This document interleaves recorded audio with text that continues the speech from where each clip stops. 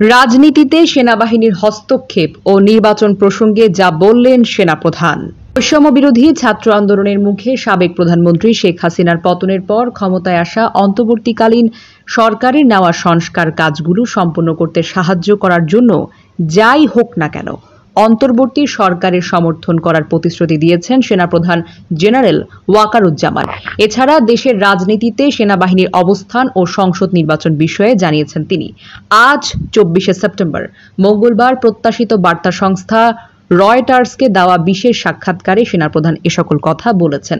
রাজধানী ঢাকায় বাংলাদেশ সেনাবাহিনীর সদর দপ্তরে অবস্থিত নিজ কার্যালয়ে এই সাক্ষাৎকারে অংশ নেন জেনারেল ওয়াকারুজ্জামান। সাক্ষাৎকারে চলমান সংস্কার ও নির্বাচনের বিষয়ে সেনাপ্রধান বলেন, আমি তার পাশে থাকব, যাই হোক না কেন আমি থাকব, যাতে তিনি তার মিশনটি সম্পন্ন করতে পারেন। সংস্কারের পর গণতন্ত্রের উত্তরণ থেকে 1-1.5 বছরের মধ্যে করা উচিত। আপনি যদি আমাকে জিজ্ঞাসা করেন তাহলে আমি বলবো এই সময়সীমার মধ্যেই আমাদের গণতান্ত্রিক প্রক্রিয়ায় প্রবেশ করা উচিত। তিনি জানান, অন্তর্বর্তীকালীন সরকারের প্রধান উপদেষ্টা ডক্টর ইউনূস প্রতি সপ্তাহে বৈঠকে মিলিত হচ্ছেন এবং আমাদের মধ্যে খুব ভালো একটি সম্পর্ক আছে।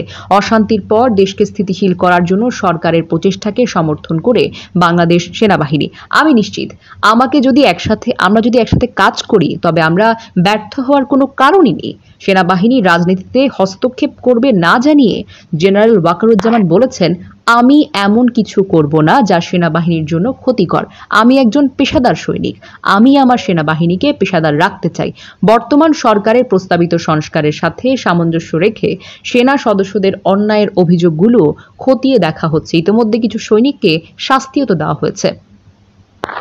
দেশের রাজনীতিতে সেনাবাহিনীর যুক্ত হবার ব্যাপারে সেনাপ্রধান বলেন, সেনাবাহিনীকে অবশ্যই আর কখনো রাজনীতি ব্যবহার করতে দেওয়া যাবে না, উচিত নয়। আর একজন সৈনিকের কোনো রাজনৈতিক আকাঙ্ক্ষা থাকা উচিত না।